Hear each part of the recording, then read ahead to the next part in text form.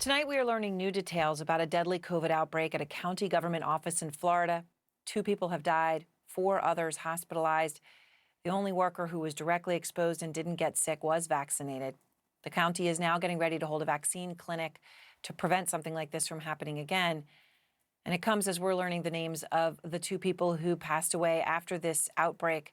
Alfonso Cox, you see him there, and Mary Knight. Out front now, Kim Strong Cox, Alfonso's wife. And Kim, I am so incredibly sorry for your loss. I know at this point to imagine this happening it's impossible to grasp. So I am so sorry. I know that your husband had been going into work throughout the pandemic. He had been wearing a mask. He'd been going to work, finally fell ill a few weeks ago. Again, at this point, we're so far through this. At what point did you realize something was really wrong? Well, he went to, he was at home and he was just, not feeling well and just looked, chills here and there.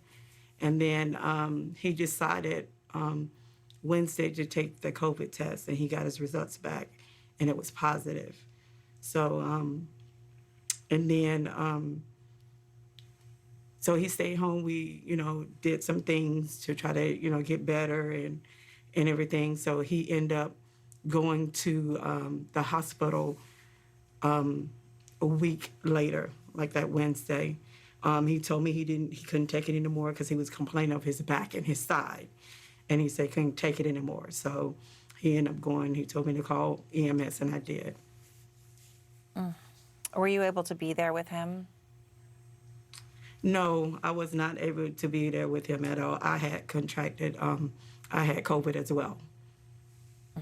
I'm just so sorry. So I know your husband was a faithful mask wearer and, you said he had a drawer full of clean masks. He'd been going to work, right, through the pandemic, wearing his mask. I know that he had not gotten the vaccine, but it was something I understand that you talked about, Kim. Is that something he was considering? Yes, both of us was considering, looking into it, but we still had the unknown of the vaccine. We wasn't ready yet, so we still were researching and trying to follow up, about the vaccine. So we just wasn't ready yet. What would you say to others who might be in your situation? And it's understandable. I mean, we all know people who have been hesitant and trying to, like you were, to get to that point. But what do you say to someone now who's thinking about it, who's not vaccinated yet? I mean, given that this just a horribly sad and tragic thing has just happened and upended your life, your children's life, your grandchildren's life.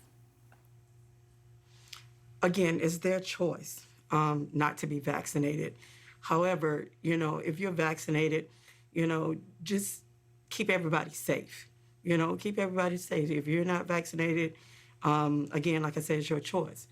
And, we don't have to, but only thing, just take precaution. You don't know, wear your mask around others, keep your hands clean and, all the protocols on that. But I mean, again, like I said, it's our choice. It's our choice not to be vaccinated. But be considerate of others and wear your mask and, and be safe. So when, you think about what happened in that office, the county, I know now, they're taught, I talked about that vaccine drive they were going to try to do. They don't require vaccination or masks, actually, in that administration building. Do you think that I guess you don't think vaccines should be required, but should masks be then, do you think?